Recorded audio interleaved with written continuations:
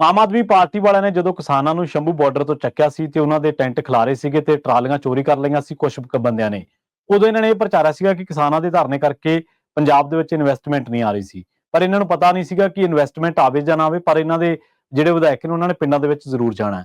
ਹੁਣ ਇੱਕ ਵਾਰ ਫਿਰ ਤੋਂ ਕਿਸਾਨ ਜਿਹੜੇ ਨੇ ਉਹ ਇਹਨਾਂ ਦੀ ਸਪੀਡ ਚੈੱਕ ਕਰਨ ਲੱਗੇ ਨੇ। ਸ਼ਹਿਰੀ ਕਲਸੀ ਜਿਹੜੇ ਕਿ ਇਹਨਾਂ ਦੇ ਵਿਧਾਇਕ ਨੇ ਉਹਨਾਂ ਨੂੰ ਕਿਸਾਨਾਂ ਨੇ ਘੇਰਾ ਪਾ ਲਿਆ, ਪਰ ਕਿਸਾਨਾਂ ਨੇ ਪੰਜਾਬ ਸਰਕਾਰ ਮੁਰਦਾਬਾਦ ਦੇ ਨਾਅਰੇ ਵੀ ਲਾਏ ਤੇ ਉਧਰੋਂ ਉਹਨੇ ਜ਼ਿੰਦਾਬਾਦ ਦੇ ਨਾਅਰੇ ਲਾਏ। ਇਸੇ ਤਰ੍ਹਾਂ ਜਿਹੜਾ ਇਹਨਾਂ ਦਾ ਸਰਦੂਲਗੜ੍ਹ ਏਰੀਏ ਤੋਂ ਵਿਧਾਇਕ ਹੈ ਗੁਰਪ੍ਰੀਤ ਸਿੰਘ ਬਣਾਵਾਲੀ, ਉਹਨੂੰ ਵੀ ਕਿਸਾਨਾਂ ਨੇ ਘੇਰ ਲਿਆ ਤੇ ਕਿਸਾਨਾਂ ਨੇ ਤਿੱਖੇ ਸਵਾਲ ਜਵਾਬ ਕੀਤੇ, ਇੱਥੋਂ ਤੱਕ ਕਿ ਕਿਸਾਨ ਨੇ ਤਾਂ ਗਾਲ ਤੱਕ ਜਿਹੜੀ ਉਹ ਕੱਢ ਦਿੱਤੀ। ਇਸੇ ਤਰ੍ਹਾਂ ਕੁਲਤਾਰ ਸਿੰਘ ਸੰਧਵਾਂ ਦੇ ਨਾਲ ਕਿਸਾਨ ਜਿਹੜੇ ਨੇ ਉਹ ਸਵਾਲ ਜਵਾਬ ਕਰਨਾ ਚਾਹੁੰਦੇ ਸੀ। ਇਹ ਲੰਘੇ ਦਿਨਾਂ ਦੀਆਂ ਗੱਲਾਂ ਨੇ। ਉਹਨਾਂ ਦੇ ਨਾਲ ਜਦੋਂ ਸਵਾਲ ਜਵਾਬ ਕਰਨਾ ਚਾਹੁੰਦੇ ਸੀ ਤਾਂ ਪੁਲਿਸ ਨੇ ਉਹਨਾਂ ਨੂੰ ਖਦੇੜ ਦਿੱਤਾ।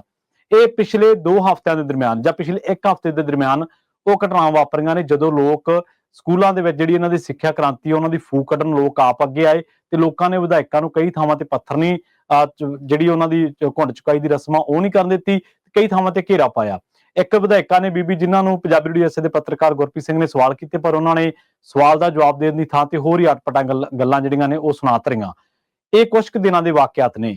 ਲੋਕ ਕਹਿ ਰਹੇ ਨੇ, ਸੋਸ਼ਲ ਮੀਡੀਆ ਤੇ ਚਰਚਾ ਛਿੜੀ ਆ ਵੀ ਜਿਹੜੇ ਸਵਾਲ ਜਾਂ ਜਿਹੜੇ ਹਾਲਾਤਾਂ ਦਾ ਸਾਹਮਣਾ ਅਕਾਲੀਆਂ ਜਾਂ ਕਾਂਗਰਸੀਆਂ ਨੂੰ 5 ਸਾਲਾਂ ਬਾਅਦ ਕਰਨਾ ਪੈ ਰਿਹਾ ਸੀ, ਆਮ ਆਦਮੀ ਪਾਰਟੀ ਨੇ ਅਜਿਹੇ ਕਾਰਨਾਮੇ ਜਾਂ ਅਜਿਹੇ ਇਹੋ ਜਿਹੇ ਕੰਮ ਕੀਤੇ ਨੇ ਜਾਂ ਇੰਨਾ ਕੁ ਵਿਕਾਸ ਕਰ ਦਿੱਤਾ ਵੀ ਇਹਨਾਂ ਨੂੰ ਉਹੀ ਸਵਾਲਾਂ ਦਾ ਘੇਰਾ 3.5 ਸਾਲਾਂ ਬਾਅਦ ਜਾਂ 3 ਸਾਲਾਂ ਬਾਅਦ ਪੈਣ ਲੱਗਿਆ।